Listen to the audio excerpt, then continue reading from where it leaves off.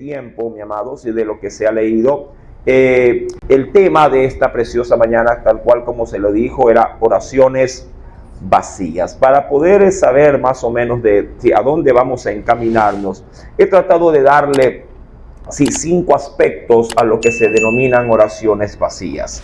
Se podría considerar, ante todo, mi amado, una pequeña introducción. ¿Qué cosa es una oración? ¿Sí? Y lo voy a definir. Se han dado muchas definiciones a lo largo de muchas predicaciones, porque quiero darle un énfasis especial, obviamente, al tema que vamos a desarrollar en esta mañana. Sí, la oración es la presentación de una o más peticiones que pueden expresar sentimientos, pueden expresar emociones, y que generalmente se manifiestan o en nuestra mente o a su vez pueden trascender a nuestras palabras para darlas a conocer a Dios. De hecho, que hay 2 formas de orar. Una lo es con la mente y otra es a través, ya de manera muy práctica, muy tradicional, a través de nuestras palabras, entendiendo que las palabras saldrán en función de lo que albergamos en nuestros pensamientos, pero tienen obviamente un gran y principio, tanto fin y final. Todas están siendo aparentemente dirigidas a Dios. Y dentro de la oración es importante, mi amado, porque se ha dicho como concepto general de la oración que son esas cosas que se presentan como una petición. El término petición es todo aquello, y esto quisiera ampliarlo un poquito, es todo aquello que se puede definir por el orador o por la persona que va a orar, como la necesidad, sea personal o general, que lo empuja a la oración. Entonces, mi amado, teniendo en claro estos conceptos, he sustentado por medio de este tema 5 formas en las que se puede llegar a ver una oración vacía, o lo que es igual, también podría cambiarle el tema conforme a su agrado. Oraciones huecas también se podría denominar. Oraciones vacías u oraciones huecas. Para ello, mi amado, he dado 5 aspectos. El primero de ellos, mi amado, es que una oración puede ser considerada vacía o hueca cuando aquella oración conduce al limbo, a la nada. Hay oraciones que conducen a eso, a la nada. Seguidamente, como segundo aspecto, se podría considerar una oración hueca o una oración vacía a toda oración, llamado, que no compromete a nada también. Aquella que, mi amado, automáticamente no te compromete, también puede denominarse como una oración hueca o una oración vacía. Como tercer aspecto, mi amado, también se podría denominar a una oración vacía o hueca a las oraciones que no alcanzan, ojo, no alcanzan por completo el fin que se desea o la meta que se desea. A eso también se le denominará una oración vacía o una oración hueca. Las oraciones, mi amado, también se podrían denominar, claro, yo sé que para muchos podrían decir, ay, no creo, pero forma parte, en menor proporción, pero forma parte, mi amado, aquellas oraciones que se las he denominado como oraciones ego. Y eso téngalo ahí guardadito, luego ahondaré en esto. Oraciones ego, el ego como tal. Oraciones que solo se concentran solo y exclusivamente en ti, pero que excluye a todo el mundo. Y por último, oraciones huecas o vacías, mi amado, se denomina también a las oraciones irracionales. Oraciones irracionales. Estas, por lo general, se formulan, mi amado, fundamentado en la insensatez, pero que para nuestra sorpresa, nosotros las estimamos como oraciones. Qué curioso, mi amado, pueden haber más, no digo que no, pero creo que estas son las más comunes. Pero lo curioso es que este estilo de oración, la gente lo formula y luego de que las hace, mi amado, sale de ese tiempo de oración satisfecho. Sale complacido. Sale, mi amado, con la conciencia tranquila diciendo, hoy yo oré, he orado, o me mantengo en la oración. Y peor, mi amado, si siempre es esa la forma en la que se ora. oraciones huecas u oraciones vacías. Esto, mi amado, todo esto que te he mencionado respecto de la definición de lo que es una oración, que quisiera repetir, lo que es la forma o la presentación de una o más situaciones que están fundamentadas en peticiones, sean estas emocionales o sean estas sentimentales. Usted las eleva a la oración, claro, tienen un fin, dárselas a saber a Dios. Y por último se definió lo que era una petición, que es todo aquello que tú lo ves como una necesidad.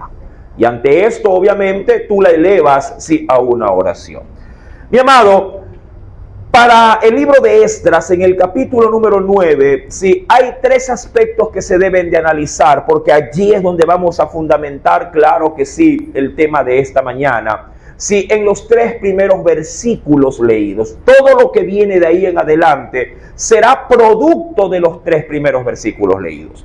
En el versículo 1 al 3, lo primero que nos hace saber, mi amado, el texto bíblico respecto de esto, es la situación en la que se están desarrollando los sucesos. Y dice la Biblia, versículo número primero, claro, ya usted creo que estaría de más decir qué es lo que había ocurrido, todo el aspecto histórico de antes del capítulo 9, creo que ustedes ya lo tienen sumamente entendido. Y si no, pues le invito a ver el canal de la iglesia en el YouTube para que puedan tomarle el hilo a la enseñanza en el libro de Esdras. Capítulo 9 dice: acabadas estas cosas. Ya usted sabrá de a qué se refiere. Acabado todo aquello que ha podido promover, obviamente, el retorno de Esdras con una parte del pueblo, sobre todo con muchos sacerdotes, para poder incluirse con los exiliados que vinieron en el primer viaje. Dice la Biblia, los príncipes. Es decir, no necesariamente porque hubieran reyes y estos fueran hijos de reyes. No, se refiere a los principales de las familias o de las casas, mi amado, de las familias de mayor prominencia, en medio del pueblo que estaba en Jerusalén. A ellos también se les denominaban con el título de príncipes, Dice allí, los príncipes vinieron a mí, es decir, a Esdras, y le hicieron saber, mi amado, según obviamente su objetividad de ver las cosas, le hicieron ver una problemática para ellos y para Esdras luego, gravísima, no grave, gravísima respecto de lo que se había encontrado o lo que se había podido discernir en medio ya de la estadía de Esdras juntamente con su gente. Dice la Biblia, me expusieron, los príncipes, versículo primero, y me dijeron, el pueblo de Israel, o por lo menos de los que estaban en Judá y en Jerusalén, dice la Biblia, y juntamente con ¿quiénes?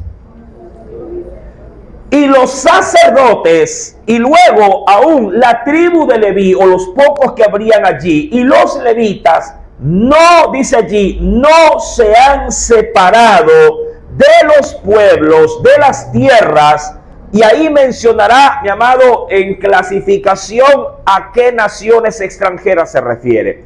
Claro, los términos son ambiguos, son términos ya en desuso, pero que fueron muy en boga en la lectura bíblica, sobre todo en tiempos del Antiguo Testamento. Y mencionarán cananeos, eteos, fereceos, jebuseos, amonitas, moabitas, egipcios y amorreos. Que todo eso, mi amado, diríamos, estaría a los alrededores de toda la región de Jerusalén y de Judá.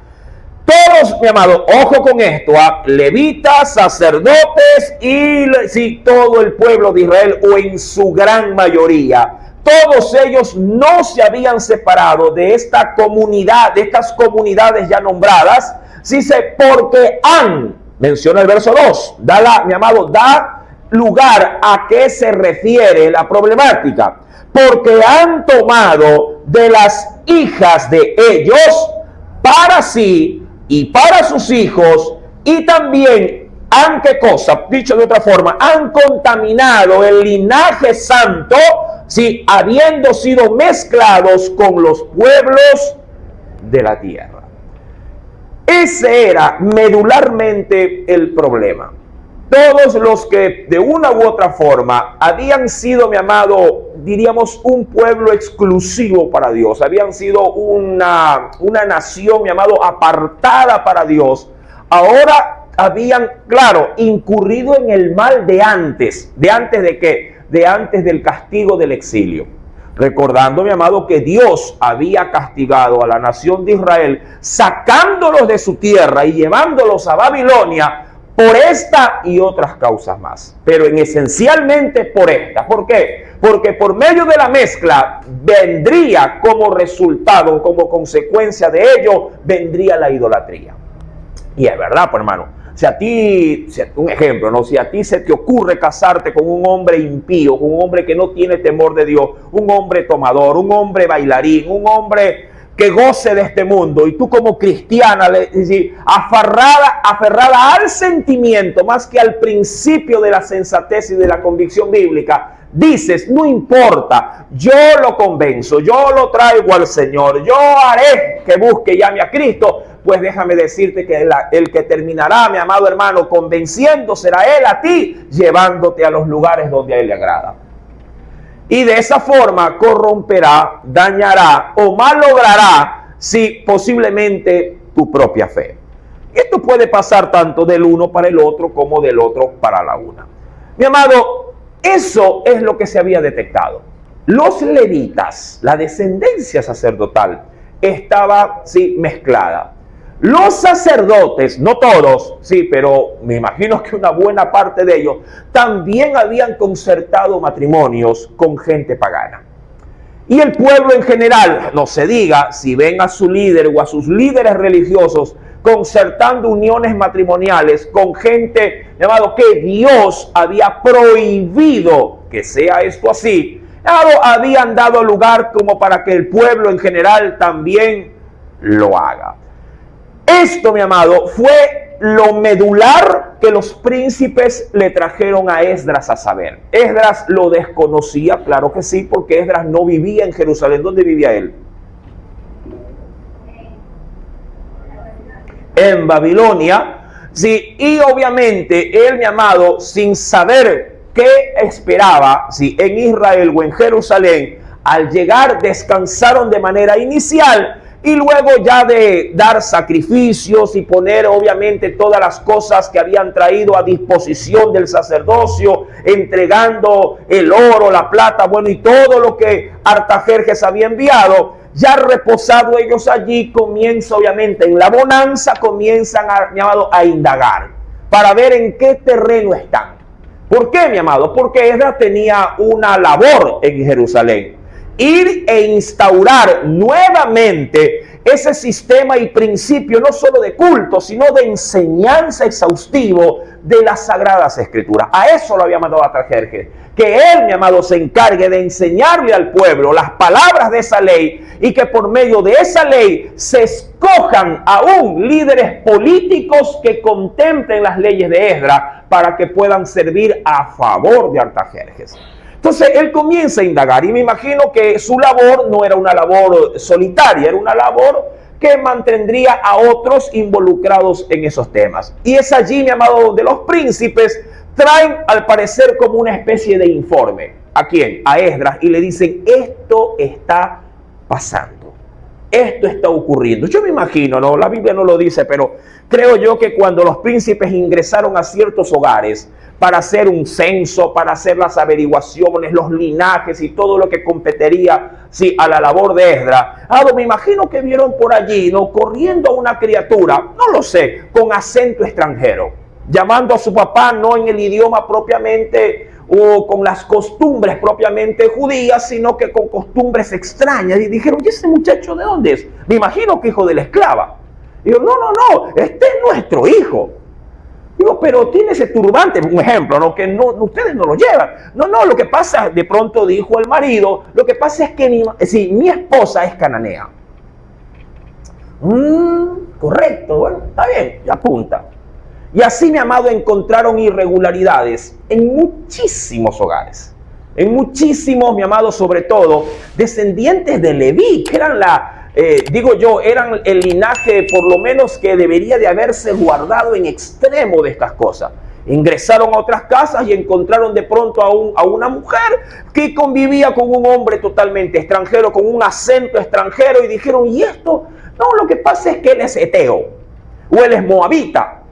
Y igual nos vimos, y hicimos clic, fue amor a primera vista, y nos unimos. Y como el sacerdote nos casó, porque el sacerdote también tenía obviamente su situación, entonces nos dio la bendición y aquí estamos. Y con un chorrón de hijos. ¿De verdad quién los casó? Fulano de tal, él es sacerdote. Y fue donde el sacerdote, oye, tú casaste este matrimonio mixto, que la escritura te ordena que no lo hagas. Bueno, a la verdad, y por ahí salió la mujer, ¿es un vasito de cola? Y vieron una egipcia. Y esta es mi esposa. Digo, ya entiendo, dijeron los otros. Ya entendemos lo que está pasando. El asunto, mi amado, es que no había con sus diríamos, excepciones, no había, mi amado, lugar donde no hubiesen encontrado relaciones mixtas, por decirlo de esta forma. Gente casada en yugo desigual. Para los príncipes, mi amado, esto chocó en gran manera. Y dijeron, ¿y ahora qué hacemos? Porque allí tenemos hogares donde hay una docena de hijos. Y vaya que los orientales tienen hijos. Hay una docena de muchachos grandes, muchachos, criaturas de pecho. Hay esposas que están casadas con hombres extranjeros. Hay hombres extranjeros que están conviviendo con mujeres israelitas o judías. Y a su vez hay hombres israelitas que conviven con mujeres extranjeras. ¿Qué está pasando? Dijo aquel. Por allí concluyeron y dijeron, esto hay que llevarlo. Sí, y yo sé que esto, mi amado, para nosotros posiblemente no tiene el peso, no tiene la consistencia de ser llamado un problema. Pero lo que no era problema o lo que no sea un problema para nosotros, no significa que no sea un problema para ellos. Y viceversa. Lo que para usted, por su entorno y su cultura, no sea un problema, pero para otro sector sí lo puede ser. No lo sé, de pronto usted va a un lugar donde tienen la costumbre de que los niños no deben de estudiar. Y punto, eso es su forma de ser. Y para usted, si lleva a sus hijos de un lugar a ese lugar, para usted eso será ¿qué cosa? Será un problema, ¿verdad? Todo dependerá de cómo usted fue criado y qué principios o qué valores o cómo a usted lo educaron o cómo a usted lo encaminaron en la vida. Para unos hogares el orar o no orar no es un problema. Aquí nadie ora. No, aquí no se ora. Bueno, sí, sirven la comida. Gracias, Dios. Y ya está. Gracias, papito amado. Qué rico que estuvo ese seco. Y yo oré, dice, ya, esa es mi vida cristiana.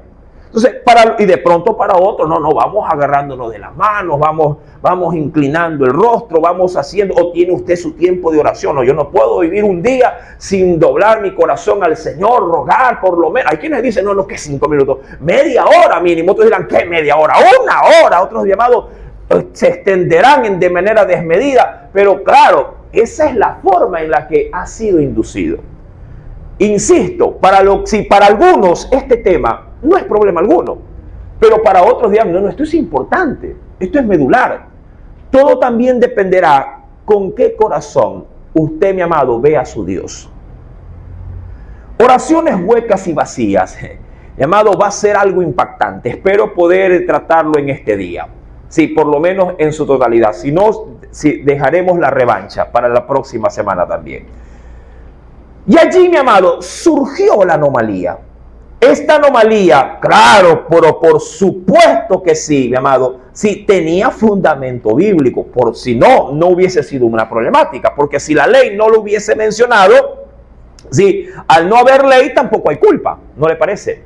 Al no haber algo que diga que es equívoco, no hubiese falta, pero al haber la restricción o al haber, mi amado, la palabra, lo que para otros no hubiera sido una falta, pues ahora la Escritura sí le daría la pauta de la falta. Ahora, acompáñeme, mi amado hermano, en el libro de Deuteronomio rápidamente, el libro de Deuteronomio capítulo número 7.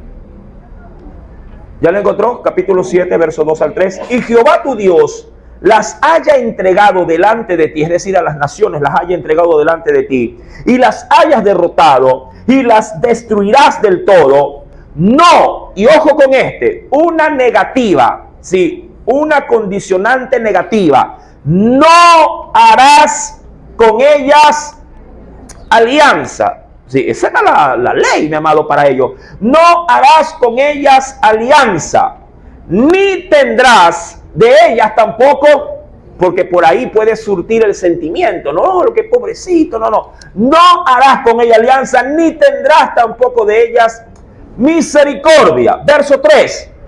No emparentarás con ellas, no darás tu hija a su hijo, ni tomarás a su hija para tu hijo. Verso 4. ¿Por qué? Porque algunos se preguntarán, ¿por qué? ¿Pero por qué? ¿Qué tiene de malo el amor? ¿Qué tiene de malo el sentimiento si Dios es amor? Hay alguien que atrevidamente dijo, pero si yo lo único que hago es amar a todas las mujeres. Yo quiero dar es amor, dice así algunos. Dice, y es gracioso, ¿no? Qué sinvergüenza. Si yo solamente amo, nada más, yo quiero dar es amor. Las mujeres quieren amor y yo estoy aquí para dárselos. Dice el Señor, ¿por qué? Y te da el por qué. Porque si te unes de una manera, diríamos, ilegal o de una manera no aprobada por Dios, desviará a tu hijo en pos de mí. Lo va a desviar de mi caminar, es lo que quiere decir, ¿no? Y servirá, ese hijo, servirán a dioses ajenos. ¿Y qué ocurrirá inmediatamente? Y encenderá el furor, ¿verdad? Y el furor de Jehová se encenderá sobre vosotros y te destruirá pronto. Ahora, mi amado, esta negativa de Dios, si no la contemplas, te llevará, así tú no quieras, te llevará a quebrantar uno de los primeros o los dos primeros grandes mandamientos de Dios. Uno y por ende el segundo. ¿Qué dirán los dos primeros mandamientos? No, sí. No, ya en el Éxodo o en Deuteronomio 5, ¿qué dirán? No tendrás dioses ajenos delante de mí. Este mandamiento o esta negativa que Dios te da en Deuteronomio 7, si no la consideras automáticamente, así tú me digas que no, la Biblia se cumple. Porque si me vas a poner tu palabra, la palabra de Dios, ya sabes cuál gana. Entonces, esto te empuja directamente a ¿qué? A violentar el primer o los dos primeros grandes mandamientos. No tendrás dioses ajenos delante de mí. Y segundo, no te harás escultura ni imagen. Claro, porque lo uno va derivado del otro. Entonces, mi amado hermano, ahí estaba el mandamiento. Cuando se avanza el libro de Esdras, capítulo número 9, los príncipes saben que al haberse unido con otras naciones, su propio pueblo, que al parecer no había aprendido nada en estos ya a estas alturas, más de 150 años, mi amado hermano, luego de haber sido castigados tan severamente, por la misma mano de Dios que los sacó prácticamente del cogote, los sacó de la nuca y los arrojó, mi amado, a sus enemigos, y ahora regresaban nuevamente para volver a considerar un nuevo estilo de vida, habían otra vez, mi amado, embarrado sus vidas quebrantando los mandamientos que antes que sus padres también los habían quebrantado. Y el riesgo de ser destruidos estaba, como dicen por allí, a flor de piel, estaba en el ambiente. Esdras lo sabía. Esdras lo sabía, porque recuerda que él era experto, ¿qué cosa? En el manejo de la ley. Él era, mi amado, una persona experimentada respecto no solo del estudio, sino de que se pueda llevar a cabo la debida aplicación de las Escrituras. Cuando él se entera de esto, mi amado, en el versículo número 3, Esdras, mi amado, reacciona y dice, cuando oí esto, verso número 3, cuando oí esto, mira, que si así actuara un padre o una madre frente a lo que oye, previo al cometimiento de una infracción, obviamente que sea de valor para Dios y para ti, créeme que tú causarías un impacto en tu entorno. Dice allí, cuando oí esto, rasgué mi vestido, mi manto, y me arranqué el pelo de mi cabeza, imagínate a mí, y arranqué el pelo de mi cabeza y de mi barba, y me senté angustiado en extremo. Prácticamente este varón, mi amado, se como te digo, se desconfiguró, por lo menos visiblemente. Se desconfiguró. Hay gente que podría decir, no, yo no, o sea, ante todo el glamour y la belleza cuesta, y la gente paga el precio para verse bien ante los demás. Cuando él se enteró de esto, mi amado, lo primero que hizo es que sus delicadas ropas, mira, él era sacerdote, su ropaje sacerdotal, ¿qué hizo con él? Prácticamente se lo desgarró. Segundo, se arrancó partes del pelo de su cabeza, quedaron huecos. Se lo arrancó, mi amado. Y en su barba, cosa que al ver a Esdras en esta nueva forma de, diríamos así, de ser apreciado visiblemente por los demás, estaba como alguien totalmente transformado. Claro, transformado a la vista de los demás, de manera degradable, despectiva. Y dice, ¿qué le pasó a este hombre? Que se volvió loco. Y la gente debe haber preguntado, es que él quería, mi amado, él quería que la gente lo vea, sí, de una manera distinta, diferente, para que al solo hecho de preguntar, ¿y por qué? Él o los demás respondan, porque tú tienes metido en tu casa una mujer que no deberías, con la cual no deberías haberte casado. Porque tus hijos que traes no han venido de manera lícita conforme al mandamiento de Dios. Por eso estoy así. O sea que si alguien preguntaba, como cuando cómicamente le dice, ¿y por qué le dispararon? Por andar preguntando.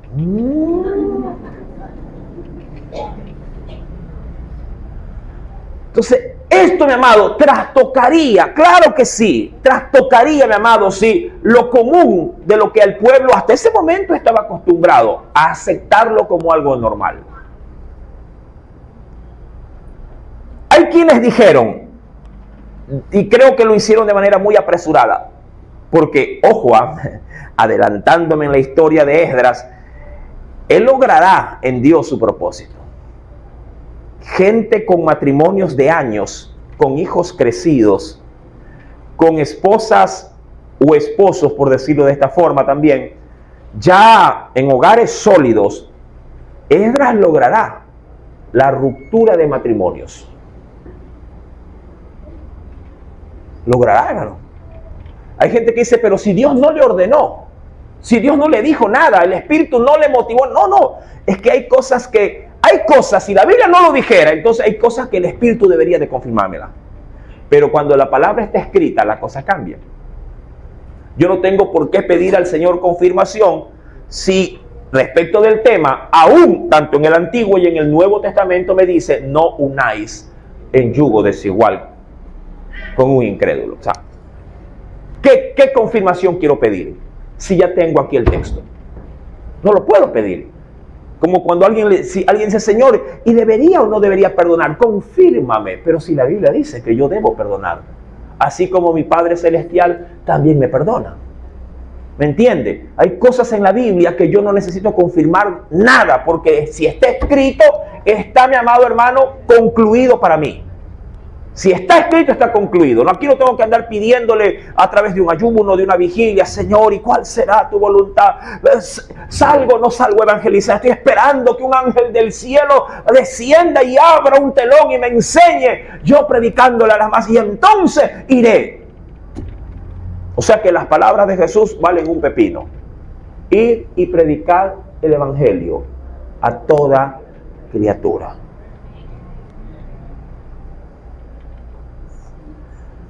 Mi amado, cuando oyó esto, rasgó sus vestidos, su manto, arrancó pelo de su cabeza, de su barba, y se sentó, obviamente, allí como un pordiosero en angustia, y en angustia extrema.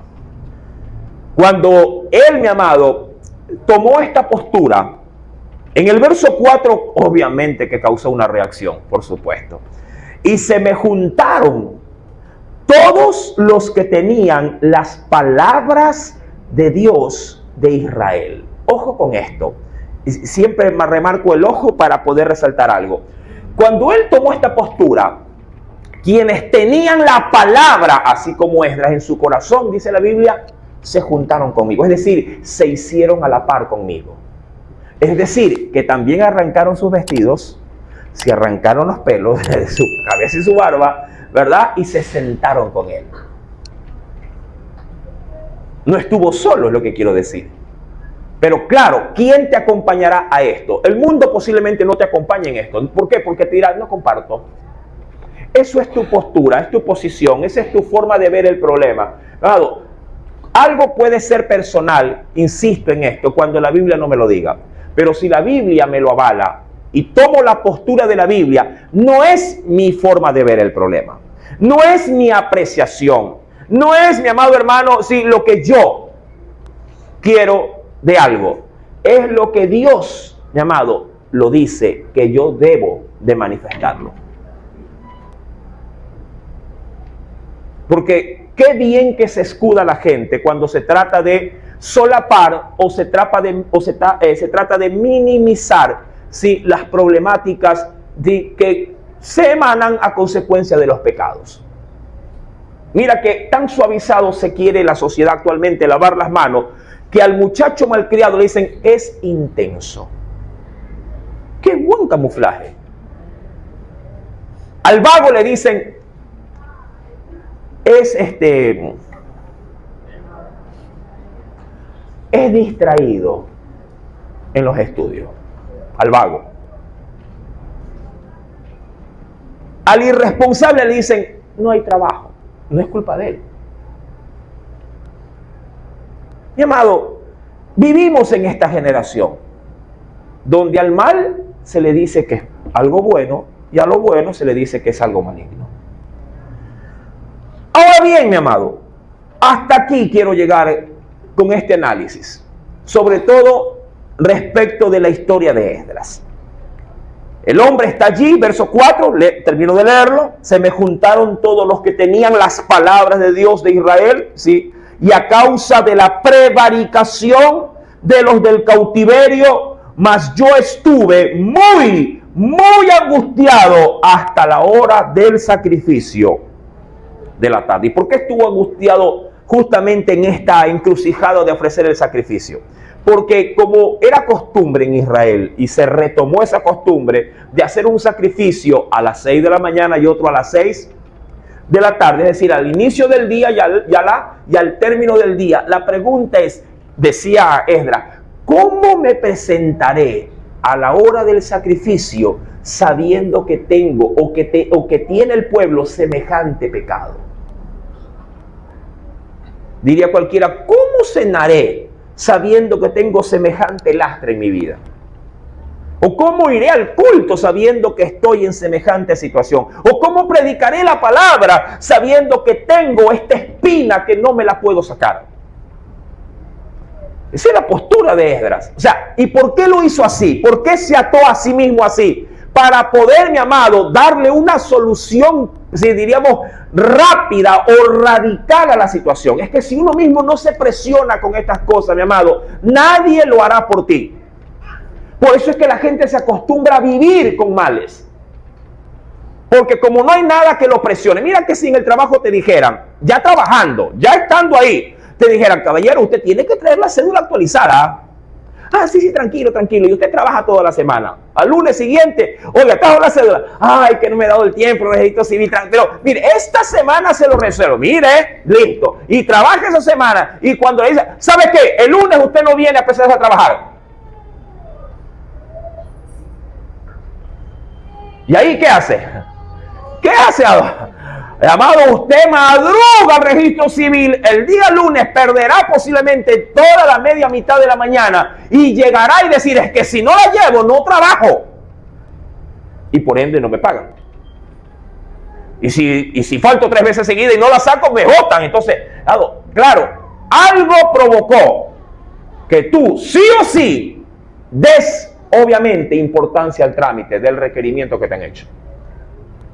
Pero cuando se trata de lo espiritual, no, el otro año me bautizo, el otro año, tranquilo, no hay apuro, el otro año, y así, mi amado, va año a año.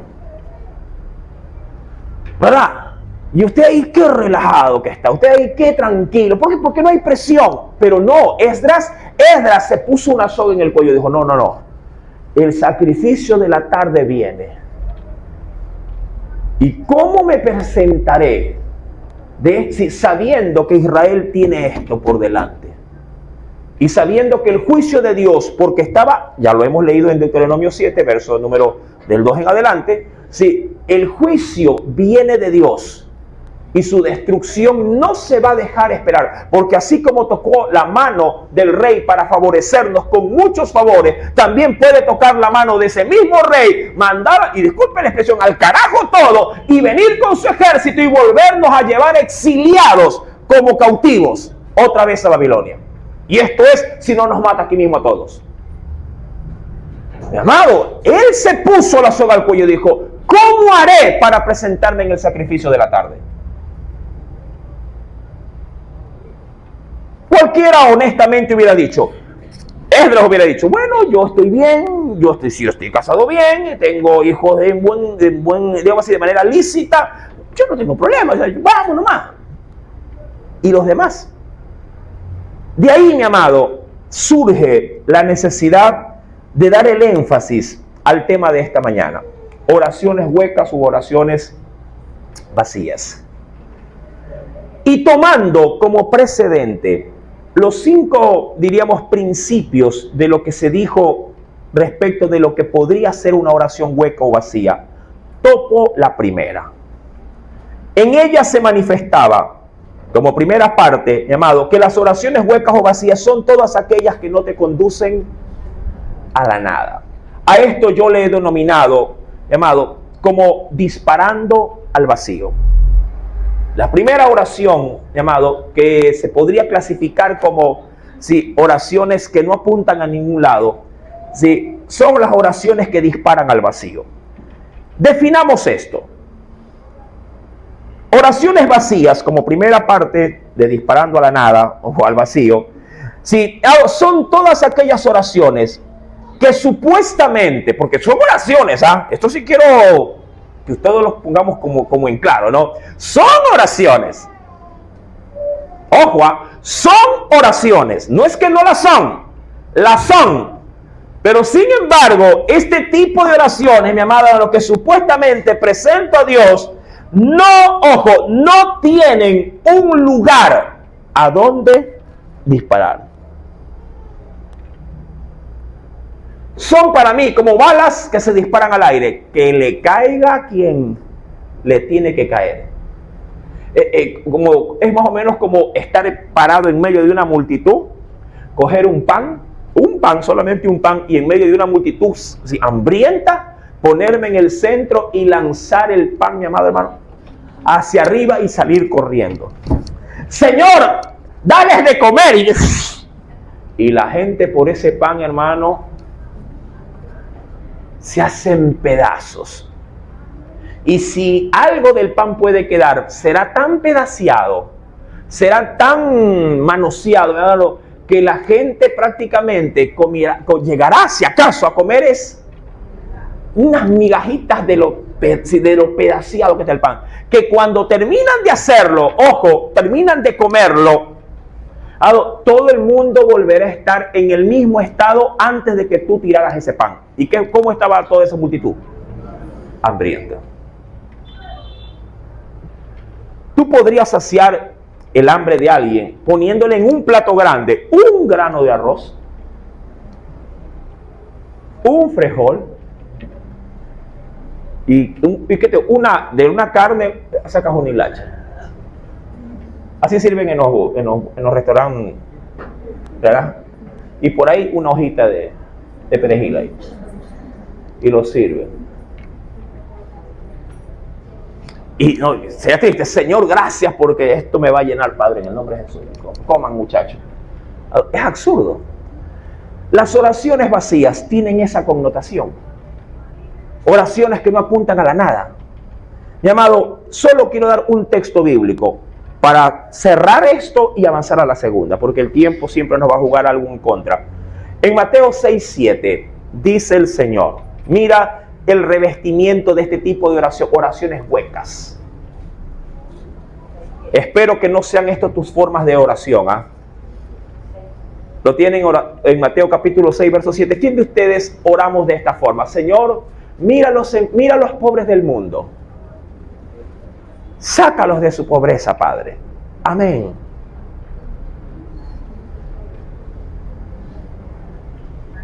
Señor, están matando a la gente en la calle. Que ya no las maten. Amén. Mira a los niños del África. No tienen agua. Dales agua, Señor. Amén. Son oraciones huecas. Y usted dirá, todos los días, y ojo, usted dirá lo mismo. Todos los días oro por ellos, diciéndole al Señor lo mismo, porque la Biblia dice que la oración persistente es la que alcanza. Entonces, y está orando así, mi amado. Bíblicamente, mira lo que dice en Mateo 6:7. Orando, no sé cómo veas tú este término, pero cuando el Señor dice no, cuando una mujer le dice a su marido no, es no. ¿Verdad? ¿Verdad, esposas? No. Mi amor, un ratito que no. Va a bañarse en una abuelada. No. Y es no. Punto. Orando, no. Sí sabe que el no es no, ¿no?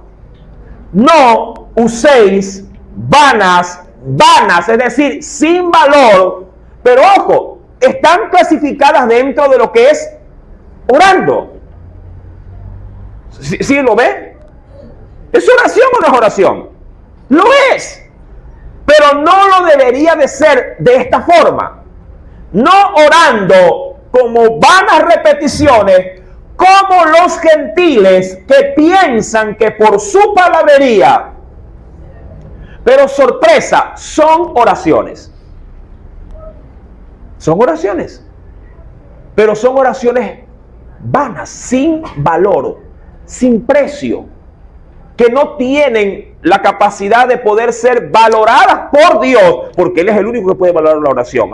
Eso sí, solo Dios puede valorar o estimar de valor, sí, la oración que pueda salir o por mi mente, porque uno puede orar de estas dos formas, o con la mente o a través de la mente, sacándola por mis palabras, a través de la boca. Pero si algo Dios me ha dicho es, mira hijo, si vas a orar y quieres que tu oración sea de valor, te ruego, no lo hagas usando, sí, en tu oración, cosas o palabras vanas. Lo vano no tiene valor, es hueco, es vacío.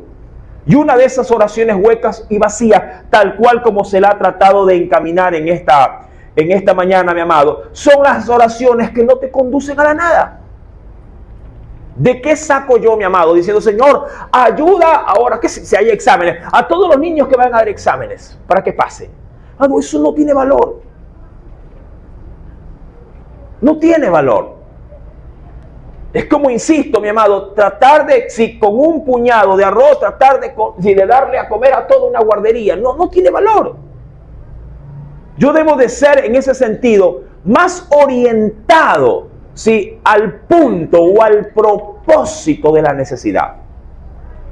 Segundo aspecto, oraciones que no tienen valor o que son consideradas bíblicamente como huecas. Segunda, las oraciones que no me comprometen.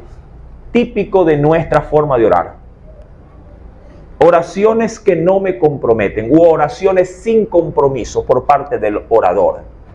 Una oración sin compromiso es hueca, es vacía. Peor aún, si esa oración está tan cerca o tan próxima de ti.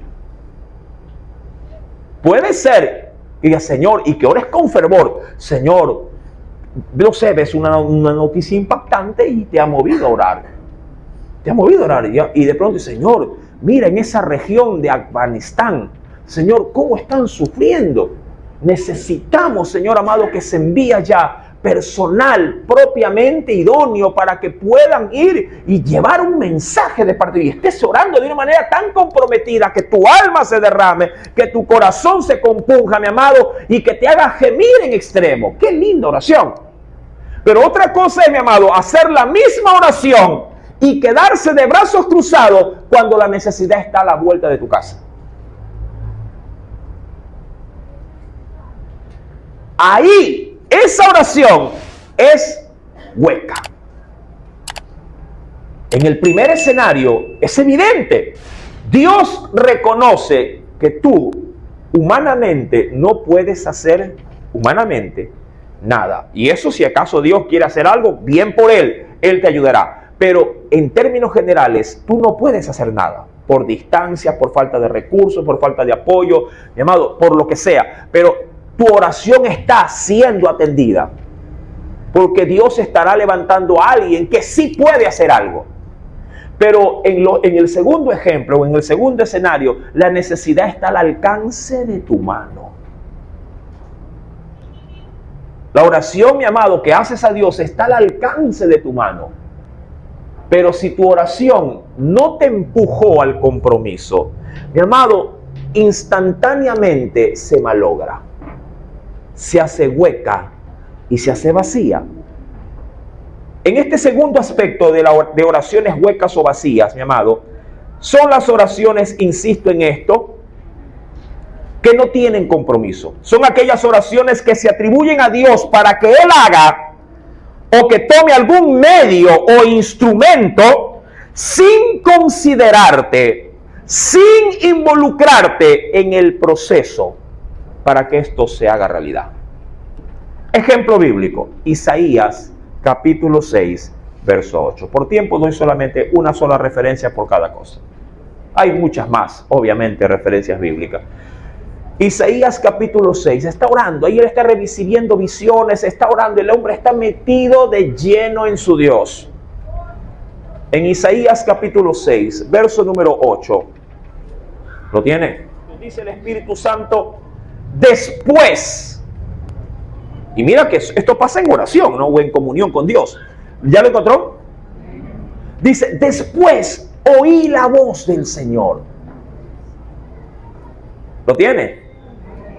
Oí la voz del Señor que decía, ¿a quién enviaré? Mira que Dios se pudo haber tomado la atribución. Él es Dios, mi amado, por favor, está de más decir esto. Él es Dios. A Moisés le dijo, anda tú, le dijo, ¿verdad? No le preguntó nada. Pero que no vaya usted.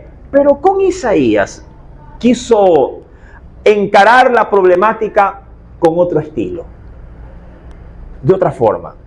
Y creo que es el estilo y la forma que en la actualidad Dios aplica.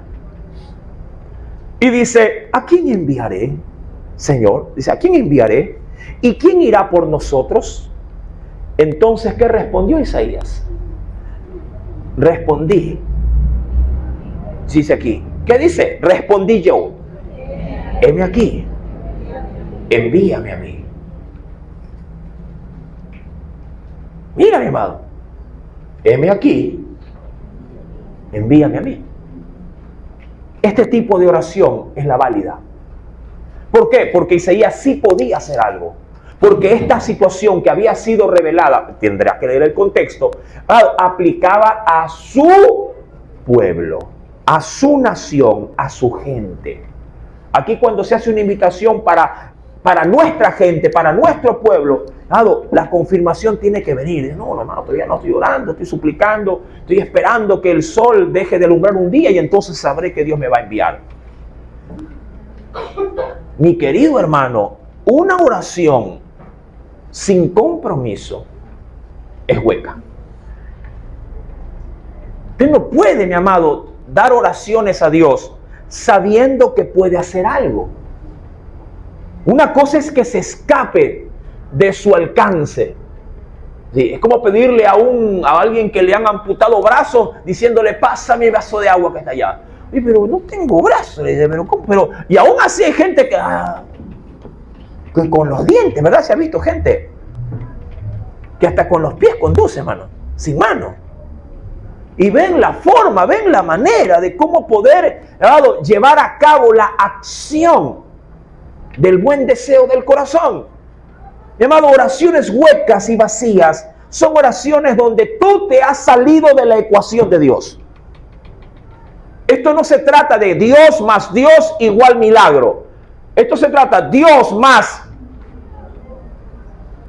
yo igual la respuesta a la oración, el milagro o lo que tú quieras pedir. Señor, ahí te dejo a mi hijo. Yo no sé, está en droga, está en marihuana, está en alcohol. Señor, está en tus manos. Gracias, Señor. Bueno, hermana, ¿a dónde es que nos vamos? A la playa. No, vamos. Y ahí queda el muchacho.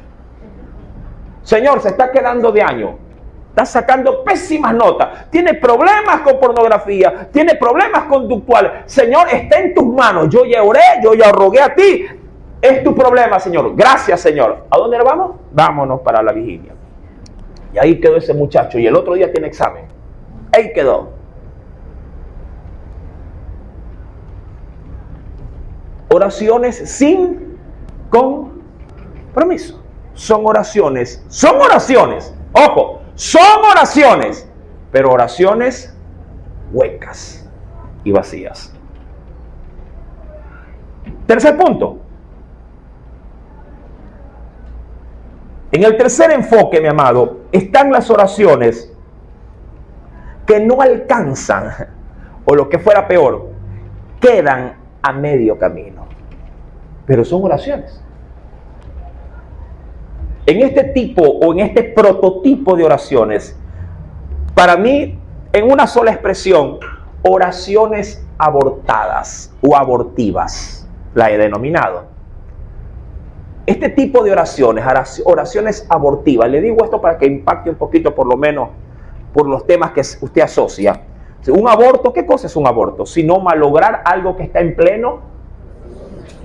Sí, lo reconoce, ¿no? Es algo que está en pleno crecimiento. Absurdo, ¿no? Como estas tendencias modernistas actuales, ¿no? Quieren sacarse a un hijo porque dicen que el que está aquí adentro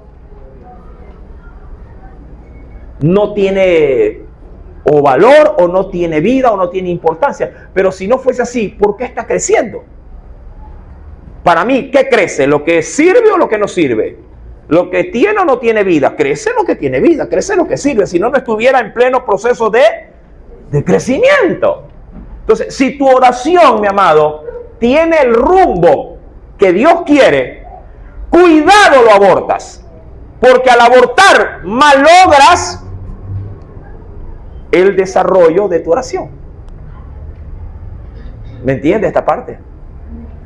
Si tú abortas tu oración, mi amado, eso que está en crecimiento, claro, pero ¿por qué por lo general se aborta? Porque no logras ver rápidamente o ágilmente la respuesta a tu oración. Y como demora, porque claro, mira, el ser humano, mi amado hermano, tiene un proceso para poder crecer y nacer. En el vientre me refiero. Al ser humano le toca ¿cuántos meses? 9 meses. Hay animales en la creación que demoran hasta 2 años. El proceso de su crecimiento y nacimiento. Hay otros que demoran 3 meses. La naturaleza ha dotado, según la especie, un tiempo, una forma y una manera de poder crecer, desarrollarse desde la concepción hasta el nacimiento. Hay milagros que no demoran 3 meses, ni 6 meses, ni 9 meses, ni 2 años. Hay milagros que demoran 10 años, 20 años, 30 años o más. Y en el proceso, la oración no puede ni debe ser abortada. Mucha gente le dice, como aconsejando a un hijo, le dice, pero ¿cómo vas a dejar la carrera ahora? Si ya te falta el último semestre. ¿Sí o no? El problema en nuestras oraciones es que no sabemos cuándo están por cumplirse. Y imagínate, mi amado, que tú estés orando 5 años y Dios haya dicho, tú no lo sabes, Dios haya dicho, en 5 años y 1 semana te concedo tu milagro. Tú no lo sabes. Y tú ya llevas orando 5 años. ¿Quién se sacrificaría por la semana que falta? Pregunto, ¿quién no se sacrificaría por la semana que falta? Si la supieras, dijera, no, vamos a la semana, falta, y vas contando 5, 7, 6, 5, llegué, gracias Señor, ya está, el milagro. El problema es que no lo sabemos. Y al no saberlo, ¿qué pasa con la oración? Se la aborta. ¿Qué podríamos decir de esto? son aquellas oraciones donde nos comprometemos con Dios a realizar, y aquí va la gama es muy amplia, cambios, porque sí, o ajustes en nuestra vida, y nos ha impulsado con ánimo impetuoso algún suceso que Dios permitió. Esto nos hizo arrancar, como se suele decir, carrera de caballo. Pero hacemos parada de burro, y de burro necio, del terco, de ese que se sienta y no se quiere mover. Así como le pasó a un profeta con su burrito, ¿verdad? ¿Sí se acuerda de quién es, no? De Balaam. Ese se quedó ahí y dijo, yo no me muevo. Y le dijo, ¿por qué me pegas? Mira, habló, ¿por qué me pegas?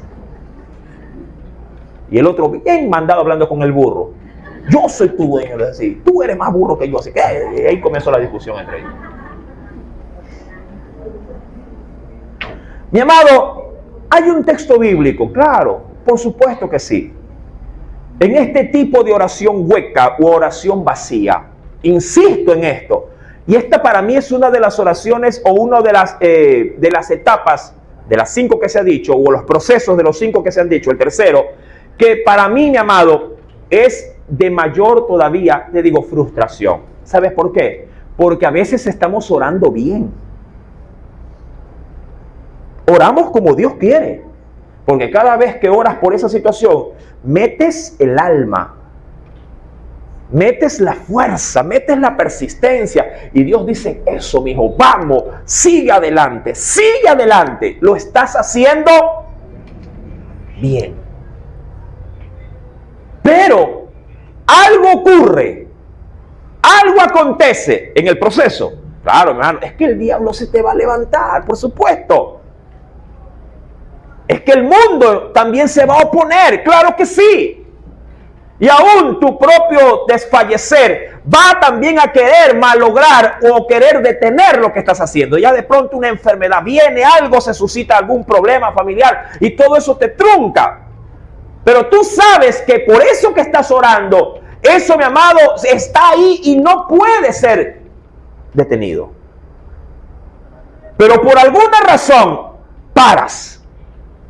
Y dices, o alguien viene, porque el diablo es tan malo que hasta un cristiano te lo mete y te dice, hermano, ¿y cuánto tiempo tiene pidiendo por esto? Porque usted siempre pide por esto.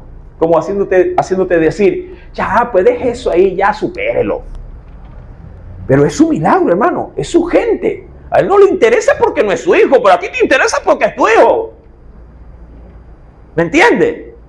Si alguien todos los días estuviera pidiendo, llorando y cada vez, hermano, a ver, ¿por qué oramos? Por el trabajo, hermano, por el trabajo. Y ay, otra vez, pero si lloramos el lunes por el trabajo, hermano. Hermano, y él no va a dejar de orar hasta que no vea que esté enrolado.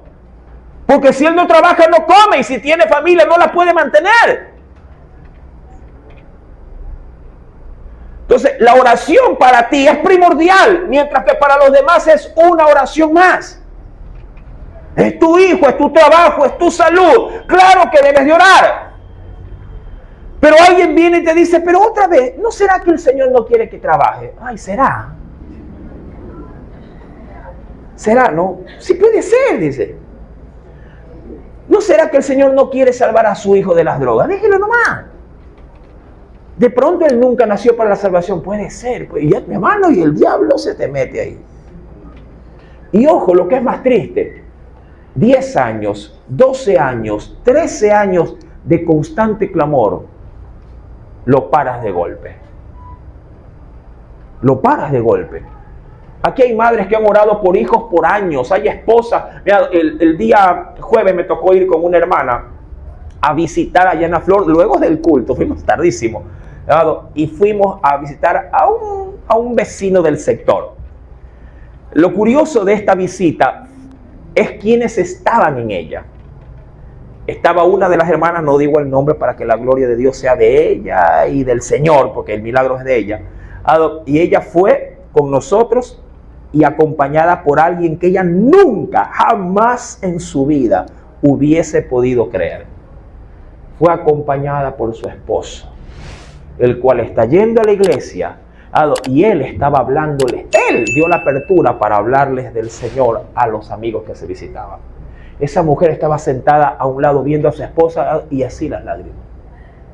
No por el milagro, no, era viendo a su marido que estaba hablando de Cristo.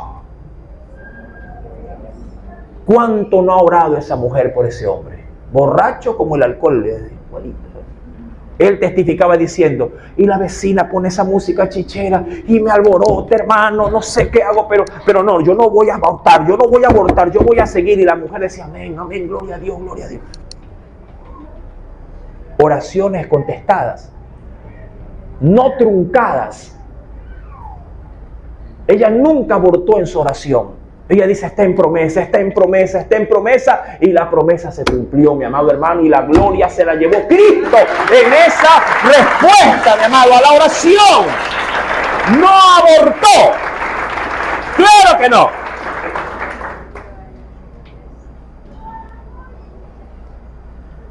Este tipo de oración la quiero comparar con lo que dice Mateo 21, a manera de analogía o de parábola, como usted lo quiera ver.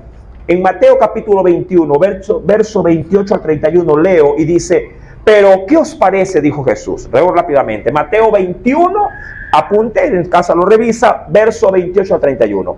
Pero ¿qué os parece? Dijo Jesús. Un hombre tenía 2 hijos. Acercándose al primero le dijo, hijo, ve hoy a trabajar en mi viña. Respondiendo él, dijo, no quiero. Pero después, arrepentido, fue. Y acercándose al otro le dijo de la misma manera. Y él respondió diciéndole, sí, Señor, voy. Pero no fue. ¿Cuál de los 2 hizo la voluntad de su padre? Y ellos dijeron, el primero. Y Jesús dijo, correcto. De cierto os digo que los publicanos y las rameras van delante de vosotros al reino de Dios. Hay mucha gente, mi amado, sin salirme del temario que estoy analizando, de oraciones abortivas. Hay mucha gente, mi amado hermano, que no sabe ni orar.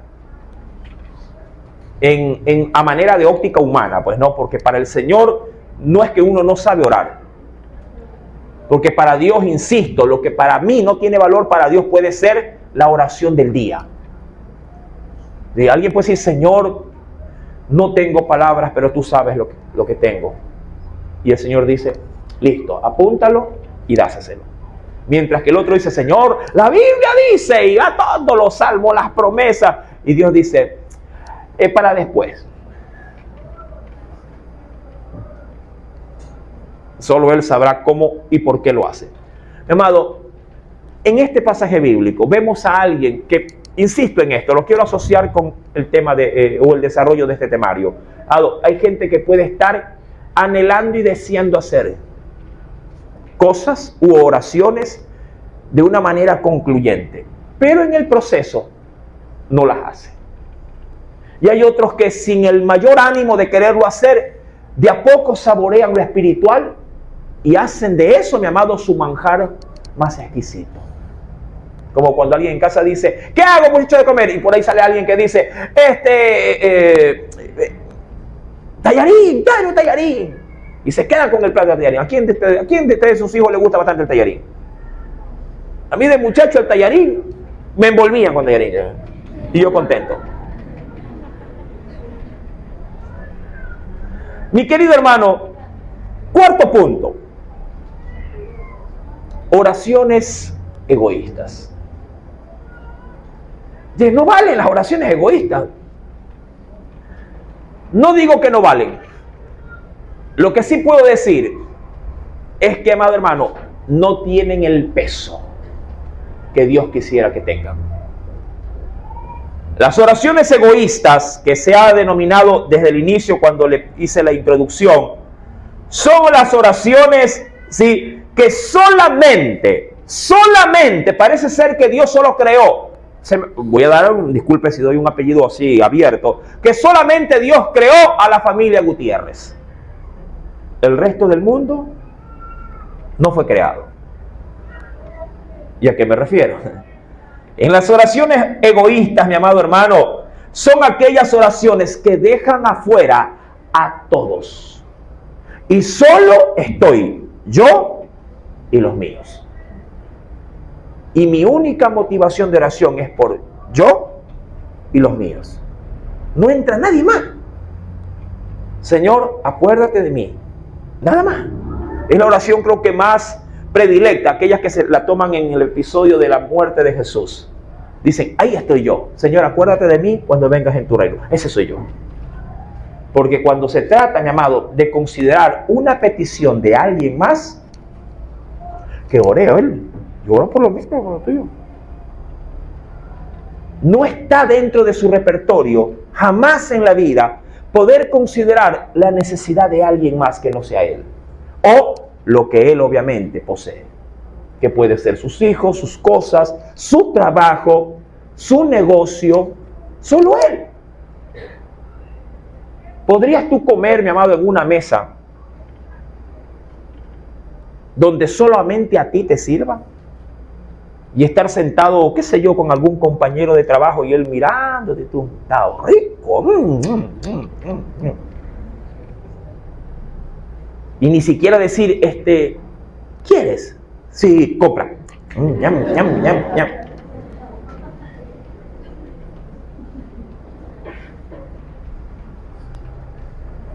Mi querido hermano, este tipo de oraciones dejan fuera, ojo, dejan fuera a sabiendas, dejan fuera, quieren dejar fuera a todos, porque solo están concentrados, como le dije al inicio, oraciones ego, solo yo, mis intereses, mi bienestar, mi salud, insisto, el mío o el de los míos, y todo lo demás no existe. Cuando escuchas que alguien a tu lado, sea otro familiar, otro pariente tuyo, o algún amigo o algún compañero te dice, oye, créeme que estoy mal con esto, mira, tú eres cristiano, sí, por supuesto, me congrego en casa de oración. Recuerda, oración. ¿Tu iglesia es CRB? Full oración. Por supuesto, le hacemos honor al nombre. No sea malito, mira que mi esposa mañana va a tener un chequeo ahí en Solca, ora a Dios para que si todo salga bien. Claro, por supuesto, por supuesto. Apenas, mi amado, usted va, ¿qué va? Cada quien quiere por lo suyo, pero ve, abusivo. ¿Acaso no tiene boca? ¿Acaso el Dios que está en mi casa no está en la casa de él también? ¿Qué ore? Para este tipo de hermanos, Primera de Tesalonicenses 5:25 le dice. Cuidado, hermano. Te digo esto, ¿sabes por qué? Porque nuestra oración, mi amado, está siendo escuchada por el Padre de todos. No de uno, de todos. Ahí, por ejemplo, en Tesalonicenses, capítulo 5, verso 25, dice, hermanos, orad. ¿Qué dice? Por ti nomás. Por nosotros. Y cuando habla de nosotros, puedes añadirle ahí, nosotros todos. No solo, claro que hay oraciones que dicen, oren por mí. Por supuesto, mi amado. Por supuesto. Por supuesto que debes de orar por ti. Por supuesto que debes de orar por tu esposa, por tus hijos. Por supuesto, mi amado. Nadie dice lo contrario. Pero no, mi amado, pero el mundo no solo se concentra en ti. Tú no eres la última Coca-Cola que Dios tomaría. Si acaso está en un desierto. Recuerda lo que dijo Elías. Solo yo y yo y yo. ¿Y cómo que yo? 5,000 hay que no han doblado su corazón, sus rodillas delante de Baal. Es decir, hay más gente que tú que sigue orando. Mi amado, no podemos concentrar nuestras oraciones solo y exclusivamente en nosotros. Y por último, y de peso también, las oraciones, mi amado hermano, que se las ha también enumerado como oraciones irracionales. Estas son no huecas, son huequísimas y vacías. Las oraciones irracionales son aquellas que se formulan con una total insensatez. ¿A dónde apuntan estas oraciones irracionales? De este último, mi amado, podríamos decir que son aquellas oraciones que sin fundamento espiritual son formuladas o son motivadas por dos circunstancias. Las primeras, no tienen fundamento bíblico. Primero, no poseen fundamento bíblico. Y dos, son oraciones, mi amado, producto de una reacción visceral. Productos de una reacción visceral. ¿A qué me refiero con este último término? Que son gestadas porque alguien te hizo daño. Y tú inmediatamente, que el diablo te lleve del cocote. Padre de fuego, ahora en el nombre de Jesús, consúmate, elimínete. Una vez, hazlo polvo y ceniza. No me quiso fiar don Correa allá en la tierra. Te roben, que te secuestren, que te... Hermano, y lo elevan a oración, hermano. Padre, oro por las comadres, que no la soporto a la comadre. Llévatela, sácala del país, Señor. Mándale algo. Y ojo con esto. Cuando la gente, mi amado, hace estas cosas o habla estas cosas, al final de esto dicen, amén. Es que el maestro no me puso la nota, hermano. Bien hecho, Señor. Y está orando para que algo le pase. No tiene ni fundamento bíblico, hermano. El Señor nos dice que por los enemigos debemos de orar para que el Señor los bendiga, no para que los maldiga, hermano. Que el Señor nos reprenda en nuestra boca. Si acaso salen oraciones que no tienen ni siquiera la mayor o mínima consistencia escritural, hermano. No podemos decir que hemos orado sabiendo que la misma palabra nos pone entre la espada y la pared, más bien pidiéndome que le roguemos a Él por lo contrario a lo que yo le deseo. Porque usted puede orar, mi amado, para que lo voten, para que le roben, para que no venga, para que se vaya, mientras Dios está más bien orando para que tú seas luz en medio de las tinieblas de esa persona que está a tu lado. Si él es tan ignorante, entonces ora a Dios para que le dé sabiduría. Pero ¿cómo oramos? Señor, mire ese hombre indeseable. Señor, llévatelo, sácalo de aquí. Fuera en el nombre de Jesús. Que se vaya esa serpiente antigua y la nueva también. De una de las dos que se vayan. Y así se ora. ¿Sabe cuando están orando así? Después dice, Señor, pero es mi esposo. Ay, Señor, dame paciencia. Están orando por el esposo, hermano.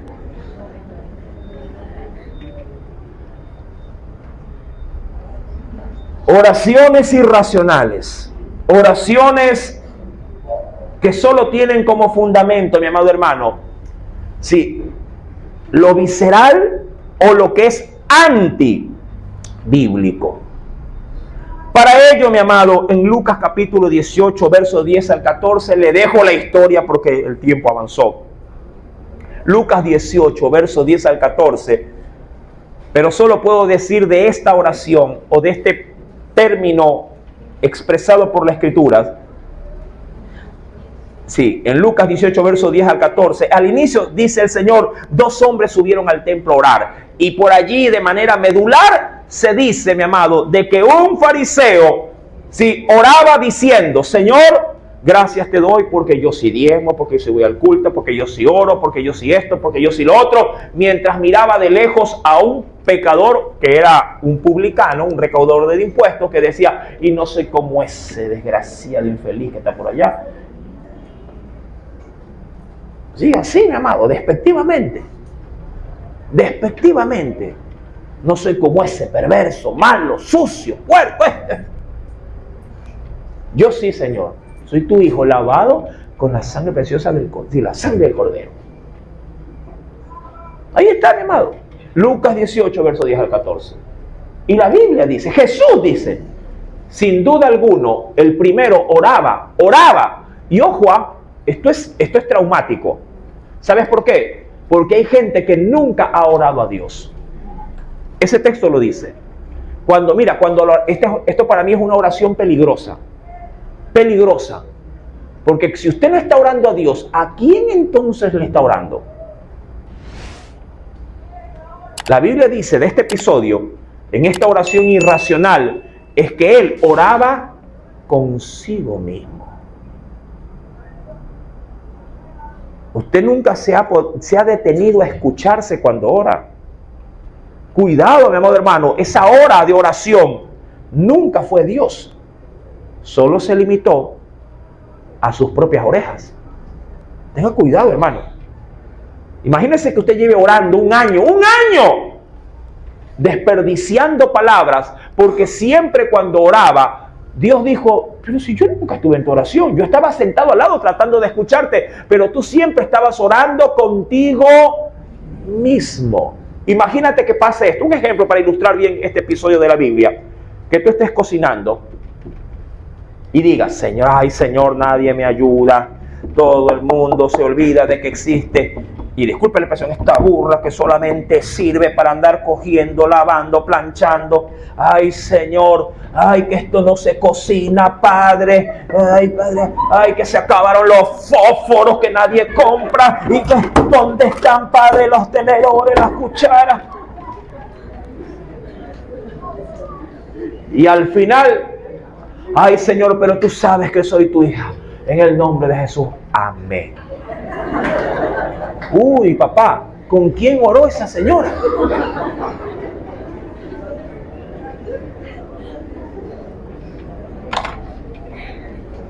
Y yo le pregunto a veces, yo oro todo el día, hermano. Todo el día yo me paso hora y hora. ¿Segura? A mí me parece que estuvo hablando con ella misma. No sé, mi hermano. Son oraciones vacías y huecas.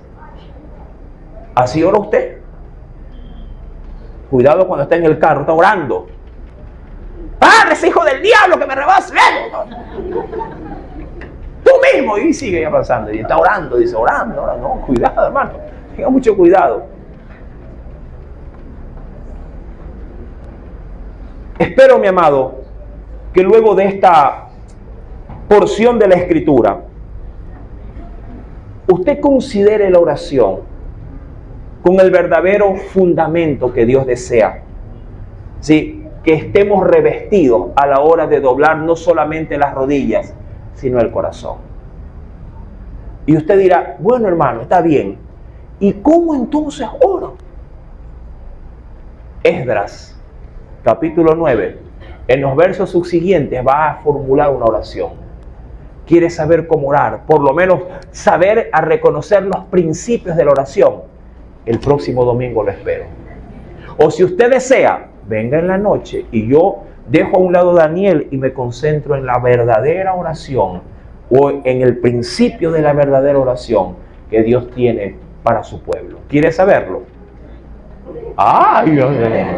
Otro domingo, yo vine mañana, usted ha sabido, ¿no?